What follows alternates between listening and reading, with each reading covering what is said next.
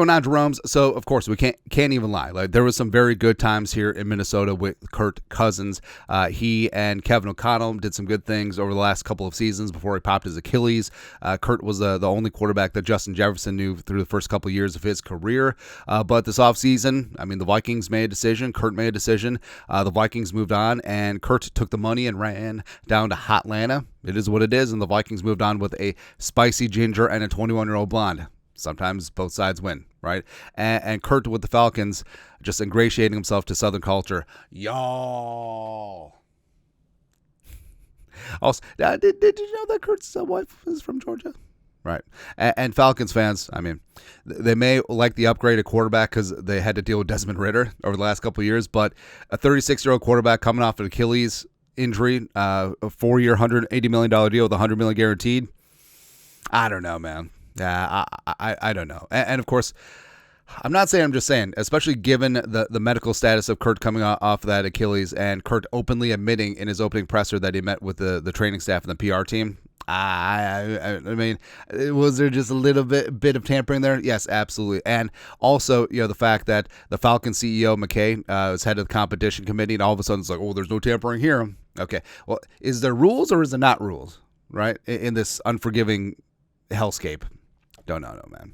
But, of course, the Falcons, after signing Kurt to that massive deal, drafted Michael Penix Jr., number 8 overall. And, I love Michael Penix Jr., man. The Vikings did a ton of diligence on quarterbacks in this draft. Quasey and Kevin O'Connell spent multiple days in Seattle, and dude can spin it. So I understand why Falcons fans are just sort of like, maybe we'll see a change. Don't know. But Kurt went from the Tin Pot Pizza Ranch dictator to the Tin Pot Waffle House dictator, smothered, covered, scattered. That's right. And Kurt, so far this season, it's been a bit of a mixed bag. So the Falcons are 6-5 right now in the lead in the NFC South. But the Buccaneers are charging hard, although the Falcons do have both of the head-to-head games in their back pocket. And, Kurt completing 68% of his passes, 17 touchdowns, a 96.6 quarterback rating.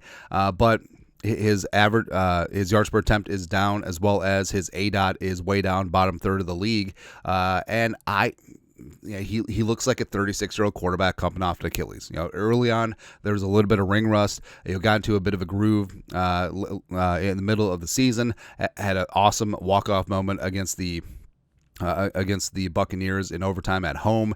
Throwing for 500 yards and 4 touchdowns. It's pretty damn special, man, right? But as of late, he's just sort of been aight. No touchdown passes in each of his last 2 games. Looked distraught and embarrassing against the Broncos in the Falcons' last game before the bye, getting blown out in Denver. So actually, I think that's Trey Lewis' song. Also, he's only had a 100-plus quarterback rating in 4 of the Falcons' 11 games so far this season. So it has been a bit of a question mark. Like, yes, he's 36. He's going to be 37. You got this massive contract. What do you really do? All right. And TBD, what's going to happen with the Falcons this offseason. Long story longer. Dan Graziano, Jeremy Fowler, in their Week 13 grab bag piece, talked about the future of Kirk Cousins. What about Kirk Cousins? It remains to be seen how things turn out in Atlanta, but they haven't gone as great as the Falcons imagined they would. Who would have thought that giving a 36-year-old quarterback coming off an Achilles tear, $100 million guaranteed, was just good? Like, I understand why Falcons fans are upset, and they should be. And first-round pick Michael Penix Jr. is sitting there behind him and about to turn 25 in May. That was weird, too. Like, it would have made more sense if the Falcons took McCarthy, who's 21, who could sit for a couple years, but Penix is literally ready to go. Given his time in Indiana as well as with Washington. Could the Falcons make Cousins available in a trade after only 1 season if they think Penix is ready to go? He'd be an interesting veteran pickup for a team that thinks it's close. Following the next 6 games could determine a lot about Cousins' future. He had shown the ability to get hot, throwing for at least 3 touchdowns in 3 of his first 9 games with the Falcons before the recent 2-game slide. I expect Atlanta to have a defined plan for Cousins that maximizes the passing game coming off the bye. But to your point, the results have been pretty good, but not optimal. And I feel like that's been the story of Kirk Cousins. Like, good, but not great. Don't let good be the enemy of great. That's what the Vikings did this offseason.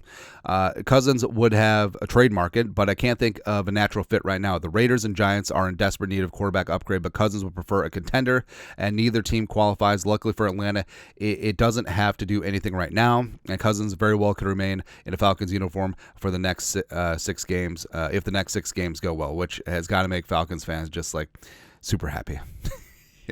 I love this meme. Yeah. But Cousins' contract, so he does have a full no trade clause, so that is part of it. So he can't just be salary dumped onto a terrible team.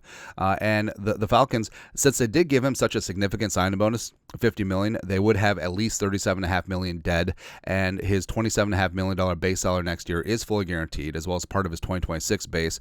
So the Falcons likely would have to pick up some of that as well to strike a sweetheart deal to basically get anything out of it. But you look at the Falcons' remaining schedule. So 6 games. Chargers, good defense. At Minnesota. Bring it.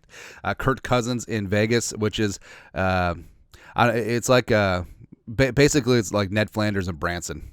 It's about it. Like Kirk Cousins in Vegas is oil and water. Right. Then you're playing the Giants, and then you're playing at Washington then versus Carolina. So, I mean, he's got some games that he can make some hay outside of the next 2. Chargers defense, like we said, is legit. Same thing with the Vikings. But I don't know. Like, will it be enough that you can completely sell the fan base that, hey, 37-year-old Kirk Cousins is going to be the truth, and we don't need to worry about anything like that, or bringing in Michael Penix Jr., right? And there's teams out there that would need quarterbacks. So this graphic is from the Sam Darnold free agency one because it still holds true. So Giants and Raiders, say the season ended today and they ended up 1-2. I think that they just stick put and take one of the quarterbacks in the draft, whether it's Shador or Cam Ward. Titans could be interesting. I guess, but also I think that's a tailor-made spot for slinging Sam Darnold. Same thing with the Rams if Stafford retires. But otherwise, like, there isn't a clear, hey, this makes a ton of sense spot. I mean, the Browns are a mess, and they're tethered to the Deshaun contract. The Saints are an absolute mess, and they're tethered to the Derek Carr contract. I mean, the Colts, maybe, if they're not completely sold on Anthony Richardson and they think that they're kind of close-ish. The Steelers, although I could see them running it back with Russ at this point, but we'll see in that regard. But, I mean, if you're Falcons fans, and Cousins has looked okay, and there's a way that you can get out from underneath of at least part of that contract.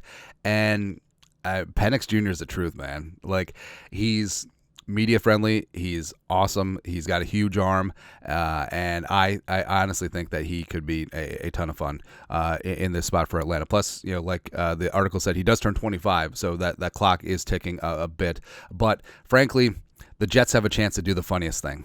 What they couldn't get done in 2018 when they were all in on Kirk Cousins, but he took less money to sign with the Vikings. Now the Jets can scoop up Kurt because, hey, let's just get all the old quarterbacks coming off of Achilles and let's see what happens. That would be such a Jets move. But I don't know. We'll see what happens there. But your thoughts are thoughts. Kirk Cousins, could he be a one and done in Hotlanta?